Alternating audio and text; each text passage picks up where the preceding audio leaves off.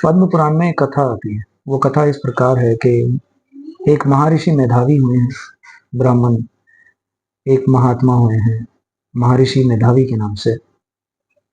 उनकी एक बेटी थी जिसकी माँ का देहांत बहुत कम उम्र में हो जाता है और पिता के सहारे वो अकेली अपने जीवन बिताती हैं और कुछ समय के बाद में वो महर्षि मेधावी उनका भी देहांत हो जाता है और वो बहुत परेशान हो जाती हैं अपने जीवन में।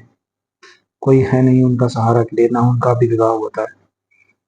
वो एक बार महर्षि दुर्वासा से मुलाकात करती हैं, उनसे प्रार्थना करते हैं कि मेरे मेरे माता पिता भी नहीं हैं, मुझे सहारा भी नहीं है, मेरी शादी भी नहीं हुई है, तो कोई आदमी भी नहीं है जो मेरा साथ दे सके, मुझे सपोर्ट कर सके, मुझे सहारा दे सके। तो महर्षि दुर्वासा उन्हें कहते हैं कि अभी अधिक मास, मल मास या पुरुषोत्तम मास अभी आने वाला है। तुम इस महीने में, इस मास में तुम ईश्वर का ध्यान करो और इसमें गंगा में या किसी शुभ स्थान पे, तीर्थ स्थान पे स्नान करो। और वो यहाँ तक इसमें वर्णन कहते हैं कि इस मास में, इस महीने में किया हुआ एक स्नान 12,000 वर्षों के गंगा स्नान के बराबर का है। इस महीने के किए गए तप में बहुत शक्ति है। और परेशानी में या दुविधा में होने के कारण वो महर्षि दुर्वासा से ये कहते हैं कि क्या महर्षि आप ऐसी बात कर रहे हैं, और उनकी बात को नकार देती है।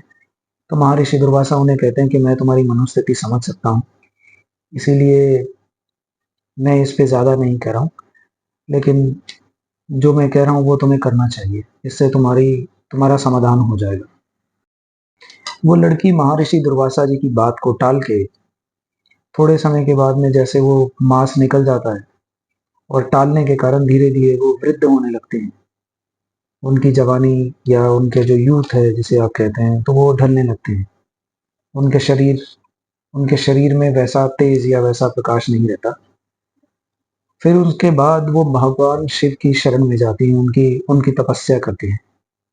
जब वो भगवान शिव की तपस्या करती हैं तो धीरे धीरे उनका शरीर भी ताकतवर होने लगता है और वो भगवान शिव की तपस्या में जैसे सफल होती हैं, तो भगवान शिव उनसे पूछते हैं कि आपकी तपस्या से मैं प्रसन्न हूँ, आप क्या चाहती हैं, आप मुझे बताइए।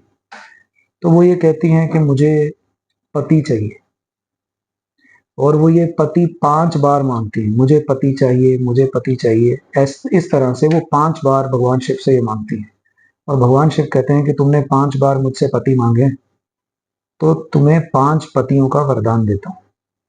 उन्होंने कहा कि मुझे 5 पतियों का वरदान तो नहीं, फिर तुमने 5 बार मांगे इसलिए आपको ये 5 पतियों का वरदान दिया। और तुम इससे पहले भी महर्षि दुर्वासा जी की बात जो उन्होंने तुम्हें कही थी, मल मास में या अधिक मास में, पुरुषोत्तम मास में ईश्वर का ध्यान करने की, और उस मास में ध्यान, पूजा या शुभ काम करने की, उस बात को तुम नकार चुके हो।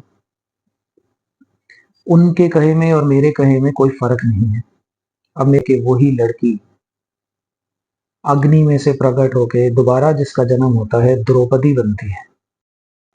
भगवान कृष्ण पांडवों को यही बताते हैं कि पुरुषोत्तम मास या अधिक मास की बात ना मानने के कारण, महर्षि दुर्वासा जी की बात ना मानने के कारण और उस पर इग्नोर करने के कारण ही द्रौपदी को भरी सभा में दुशासन और दुर्योधन के कारण वो कष्ट सहना पड़ा।